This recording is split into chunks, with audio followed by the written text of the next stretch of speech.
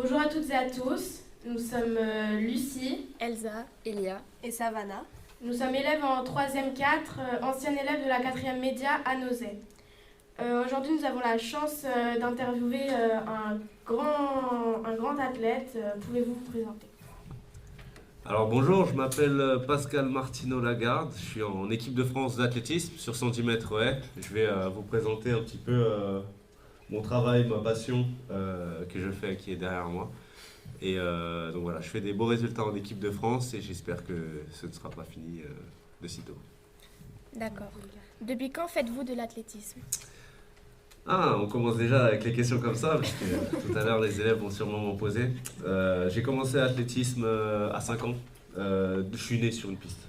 Dès tout petit, premier sport, je me suis directement inscrit dans un club d'athlétisme parce que mon père était fan d'athlétisme. Et puis en parallèle, mon grand frère faisait déjà de l'athlétisme avant moi. Donc on est une petite famille de sportifs et donc dès 5 ans, j'étais sur la piste. Comment faites-vous pour gérer le sport et la vie de tous les jours? Alors, comment je gère le sport et la vie de tous les jours? Pour le coup, cette question elle est un petit peu facile pour moi parce que le sport, c'est ma vie. C'est-à-dire que je me lève attelé, je mange attelé, je dors attelé, c'est vraiment mon travail. Si j'avais, par exemple, un travail en parallèle de mon travail, c'est mon travail, être sportif de haut niveau, il aurait fallu vraiment adapter et avoir un emploi du temps qui est axé pour essayer d'économiser un maximum d'énergie au travail pour garder des forces pour l'entraînement. J'ai pas cette contrainte, j'ai axé l'intégralité de ma vie pour m'entraîner à fond et être très performant. Donc voilà, tout se passe bien. Vos proches vous ont-ils soutenu mentalement dans les moments difficiles lors de vos compétitions? Alors, est-ce que mes proches m'ont soutenu? Ils sont là de A à Z. Et s'il y avait d'autres lettres de l'alphabet, ils seraient là pour continuer cet alphabet. Vous savez, le sport, c'est à la fois des bons et des mauvais moments. Et nos proches, ce sont vraiment les personnes qui sont là et dans les bons, mais surtout dans les mauvais.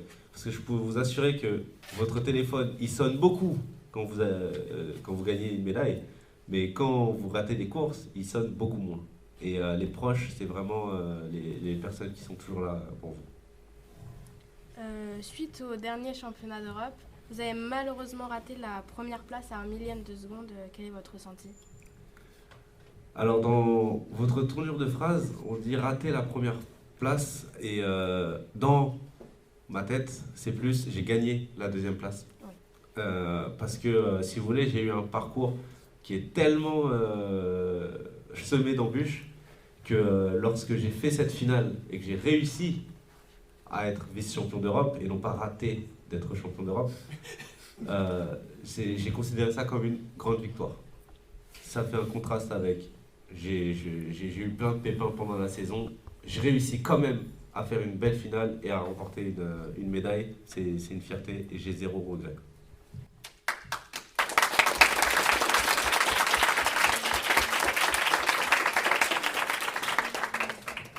Avez-vous un rituel particulier avant les compétitions, que ce soit la veille ou juste avant de prendre le départ?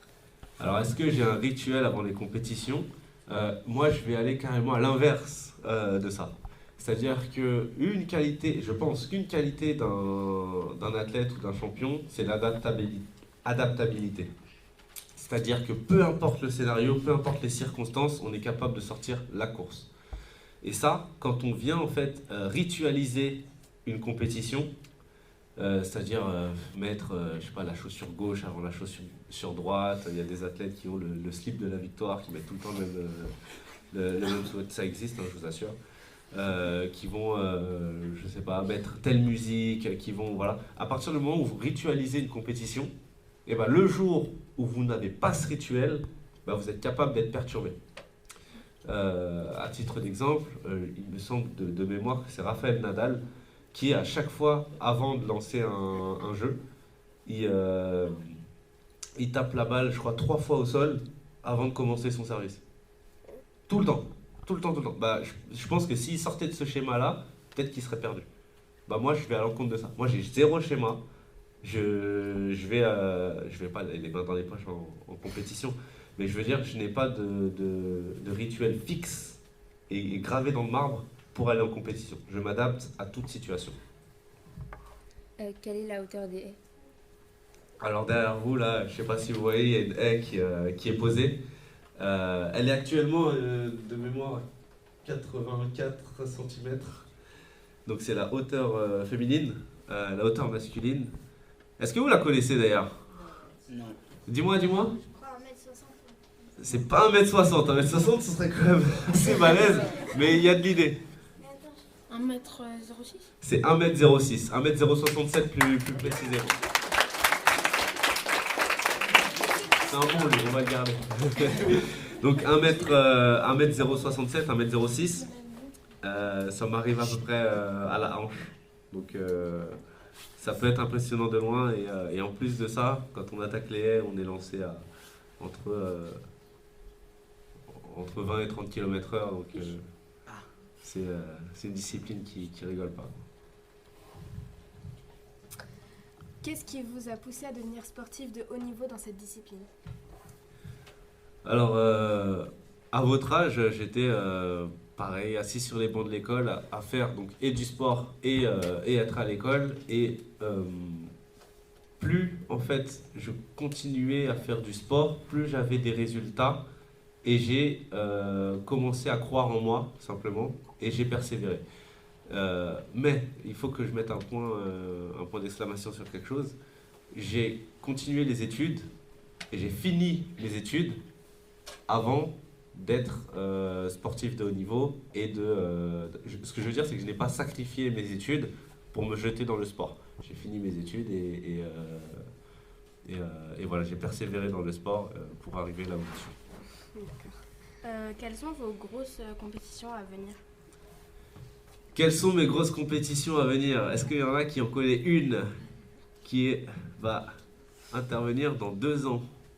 Par hasard? Dis-moi. Paris 2024. Donc on est en 2022 aujourd'hui et dans 2 ans il y aura bien entendu les Jeux Olympiques qui seront à Paris en 2024 à la maison. Ce sera fou. Il y aura un stade en feu. À titre d'exemple, il y a quelques semaines, j'étais à Munich. Munich, c'est en Allemagne, donc pour des championnats d'Europe. Je ne sais pas si vous les avez suivis, mais quand j'étais sur place, à chaque fois, donc en Allemagne, à chaque fois qu'il y avait un Allemand qui rentrait dans le stade, le stade criait et explosait de joie pour leurs athlètes. Donc je pense que ce sera similaire pour les Jeux Olympiques en 2024. À chaque fois qu'il y aura un Français qui va rentrer dans le stade, ce sera incroyable. Merci beaucoup d'avoir accepté cette interview, d'être venu et aussi merci aux techniciennes Inès et Flavie qui ont bien voulu nous enregistrer.